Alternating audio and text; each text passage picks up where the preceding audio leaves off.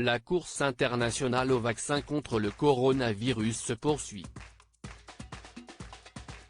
Ce lundi 9 novembre, les deux laboratoires Pfizer et BioNTech ont affirmé que le vaccin contre le Covid-19 qu'ils ont développé est efficace à 90% pour prévenir les infections.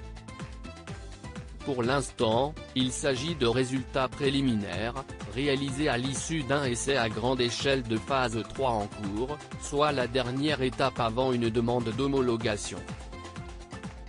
Il faut dire que cette nouvelle vient amener une vague d'espoir aux pays du monde entier, alors que la pandémie continue de contaminer et de tuer des milliers de personnes chaque jour.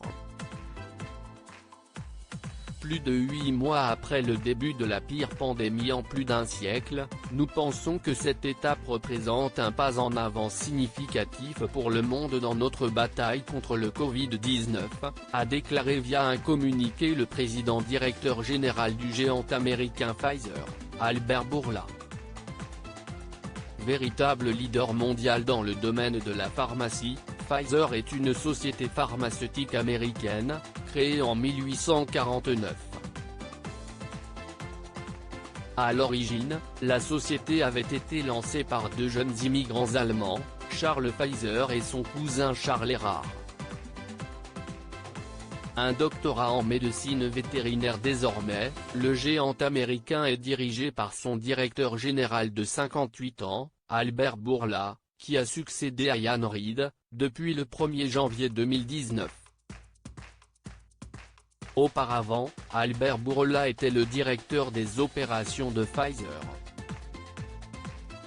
Né en Grèce d'une famille juive, il a découvert le milieu médical en devenant tout d'abord vétérinaire. Dans ses jeunes années, il a validé un doctorat en biotechnologie de la reproduction, à la prestigieuse université Aristote de Thessalonique, en Grèce. Albert Bourla a rejoint le groupe Pfizer en 1993, tout d'abord comme docteur en médecine vétérinaire et directeur technique de la division de la santé animale, dans son pays. Son ascension a été fulgurante dans les années 2000, décennie pendant laquelle Albert Bourla a tenu plusieurs rôles exécutifs au sein de plusieurs divisions du groupe. Il est aussi le membre de plusieurs conseils, dont le Business Council et le Business Roundtable.